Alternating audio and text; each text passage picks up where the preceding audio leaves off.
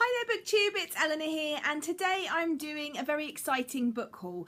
I was very kindly invited to the Penguin Platform bloggers and vloggers Christmas party up in London, and I attended with one of my friends. They invited friends along, and it was just lovely. It was a chance to see a wide variety of books across Penguin's different imprints, and it was a chance to hear and meet some of their authors. There was Sophie Kinsella, Ruth Ware, Tom Chatfield, and various other authors who you will see their books in the book haul. There was a table covered in books which we were allowed to pick from, and I picked the ones that interested me the most, so I'm looking forward to showing you those. I've also managed to collect a few books of my own already this month, so I'm going to show you those. But before I do any of that, I want to thank the lovely Tanya from List Obsessed Reader, who sent me a wonderful Christmas card along with cutest platypus bookmark I have ever seen. It is so sweet. If you don't know, Tanya's from Australia, so this is a little nod to where she lives, and I love it. It's so cute. I can't wait to put it in my books. And she also sent me a packet of Tim Tams, which are Australian, and they're chocolate biscuits. I don't know if you've heard of the Tim Tam Slam, but apparently it's something that I should try. I haven't got them up here to show you because I have opened them and I have tried one, and it is delicious, and if I had the packet up here I would be eating them all the time. So I've left them downstairs in my kitchen cupboard so that I don't try and scoff them all while I'm filming. So now on to the books that I've bought myself already this month. There's not too many of them, but there's a few. As always, most of these are secondhand and off or cheap off the internet or various different places. So let's have a look. This one I bought for myself because it looks amazing, is Gold Fame Citrus by Claire Vaye Watkins. I'm really hoping to read this with Mercedes from Mercy's Bookish Musings around the end of this month. It just sounds really interesting. It's the story of a world where drought has affected, I'm assuming that is the sort of idea of the cover. It looks very much like a sort of cracked landscape, but drought has hit and people have evacuated from the southwest, and there's a couple that are living in Southern California, and they have sort of held out and they're living off mere rations like Coca-Cola and things, and they cross paths with a mysterious child, and this leads to something happening, and I just think it sounds really interesting and I can't wait to get to it. Next up are 4 books all in the same series, so I shall pick these up. These are the books in the Sweep series. This completes the Sweep series. I read the first bind up of 3 books in the Sweep series this month, and you will have heard about it hopefully in my Friday reads just gone, and I really enjoyed it. Each of these books has 3 books in, so each book's only sort of a couple of hundred pages, so one bind up is only sort of 600 pages or so, but it's a story about witches and Wicca, and it's a YA series, and I'm really enjoying it. The main protagonist sort of discovers that she's related to witches and uncovers sort of some powers, and it's about high school and bullying and growing up and fitting in. It's just and I've really enjoyed it way more than I thought I would, so I picked all of these up secondhand because I would really like to finish this series and read it all at some point in 2016. And then the last 3 books are books I picked up and the tail end of my birthday with some birthday money. I picked up this one, which is called The Caged Graves by Diane K. Salerni. This was recommended to me, well, not specifically to me, but recommended on somebody's channel, and I can't remember whose channel it is now, so that's terrible, but if it was you, let me know. And it just sounded really interesting. It's about these graves that have the cages over them, which is meant to sort of stop people from rising from the dead and sort of walking free, and it's an actual thing that does happen, I think, or has happened in certain parts of the world. I'll read you the back of this one because it's quite interesting. In Katowice, sometimes the dead don't stay where you put them. The year is 1867. Verity Boone is returning to her birthplace of Katowice, Pennsylvania, from Massachusetts, where she spent most of her 17 years. She looks forward to a joyful reunion with her father and, of course, to meeting Nate, her father's her future husband face to face for the first time. But her homecoming isn't all she expected. Verity's father is awkward and distant. There's no role for her in his household. Even Nate disappoints. Their strained conversations are so unlike the easy exchange of letters that convinced Verity to accept his proposal. And a horrifying surprise awaits her. There are 2 graves enclosed in iron cages just outside the local cemetery walls, and Verity is determined to find out why. She hears rumours of grave robbers, hidden treasure, and even witchcraft, where the cages built to keep others out or the dead in. Just sounds really interesting and intriguing. Next up is The Cellar by Natasha Preston. I believe this is a sort of a crime thriller type book. It's about a young girl who gets kidnapped, and he keeps these girls in a cellar, and I believe it's going to be sort of a race against time. Can they escape? And finding out more about why they're there. And I've heard it's really good, so I can't wait to give it a go. And the final book that I picked up is Bright Lines by Tanwi Nandini Islam. And this, I love the cover on this, it's very psychedelic, and this sounds really interesting. It's about a young girl who's orphaned, and she moves from Bangladesh to Brooklyn. She always feels a bit out of place. She doesn't feel like she fits in, and one day she comes back from college, and there is a one of her cousins, or the person she's living with, friend, an Islamic cleric's runaway daughter is asleep in her bedroom, and it's about her spending her summer with this girl. I think there might be some sexual encounters in there, and some sexual orientation which is discussed. And yeah, I've heard about this, I think, on Rincey's channel from Rincey Reads, and I just really wanted to give it a go and pick it up, so I did. And now on to the books that I got from Penguin.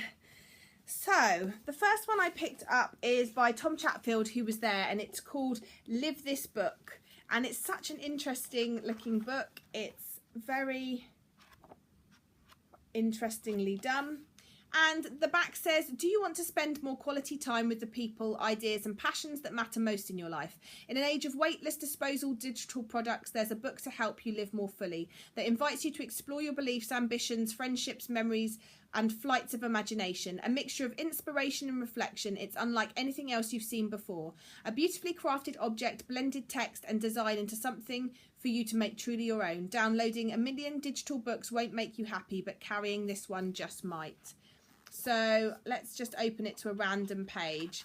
This says, what are all the different things you spend your time doing during a week? From work to leisure to routine. Try listing as many as you can below in order as they occur. So I think this is one of those books where you're filling out just to sort of help you think about what you do in your life, and just to help you sort of formulate ideas and be more creative, I think. And this ties in nicely with another book I picked up, which I'm very excited about and I didn't even know existed, and it's called You, Daily Micro Actions for a Happier, Healthier You. And it's written by a variety of people, but it's basically got 365 things. So you start at number 1, and it's things to do in the year, and it's every day it's a different thing to do. So number 53 says, it's all about the love, baby. Share some food with a loved one, whether it's a romantic proposition or quality time with a dear old friend. We all know that the way to someone's heart is through their stomach. Make time this week to cook up a delicious meal from scratch that you can share. So I just think this is a really lovely idea, and I'm considering doing this next year and maybe filming every day, and maybe putting up a weekly sort of roundup of what I've done in the week from these. I just think it's a lovely idea, and it's forcing you to sort of think about your life and think about you. It's meant to empower you to make change, one micro action at a time, to help you feel better about yourselves. And I just think this is a lovely idea, so I'm looking forward to getting stuck into some of these. Next up are 2 books by Laura Tate and Jimmy Rice. These look really interesting. There's The Best Thing That Never Happened to Me and The Night That Changed Everything. I believe this one's already out, and this one is due to be released in March 2016. They are, I hate saying chick lit because they're not, but they're just adult contemporary books. One is about a couple, 2 people living in London, and they're sort of meeting and meeting up, and possibly a romance involved in that. And the other is about a couple and secrets and their sort of romance and exploring their relationship. So I think these are going to be slightly lighter reads, but definitely ones that I'm looking forward to reading. Next up is In a Dark, Dark Wood by Ruth Ware. Ruth Ware was there and it was really lovely to hear her talk. This is a sort of thriller about a girl who gets invited to sort of a hen do, a high school reunion type hen do, and it's I think someone might get murdered, and the hen do is in sort of a cabin in the woods. It sounds very scary and creepy and thriller-esque. Next is a book also set in a cabin in a woods, is Our Endless Numbered Days by Claire Fuller. This book, from what I can gather, is about a father who's convinced the end of the world is coming. He takes his daughter into the woods with supplies, and she's not seen again for 9 years. When she comes back to the family home 9 years later, people want to know what happened, where she's been, and yeah, I'm interested to see this one. Next is a YA dystopian that I've wanted to read for a while. It's Stone Rider by David Hoffmeyer.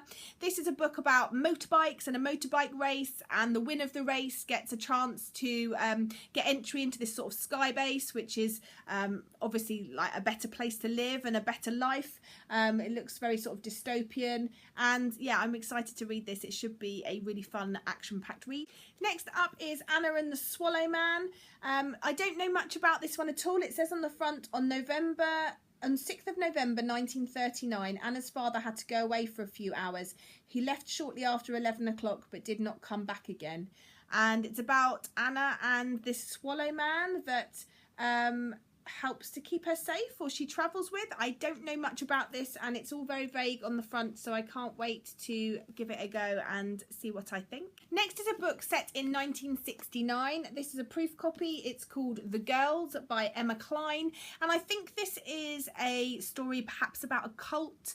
It's about a young girl who discovers a group of people all living together with this man, and she's intrigued by it. I think it's a story about sort of cult living, so I'm intrigued to read this one. Next is a truly beautiful book called 7 Brief Lessons on Physics by Carlo Rovelli. It's a beautiful book. It's really shimmery, if you can see there, and this is non-fiction. It's a very small hardback, and it's 7 brief lessons on physics, and I can't wait to read this. And then the final thing I picked up is called The Happy Reader.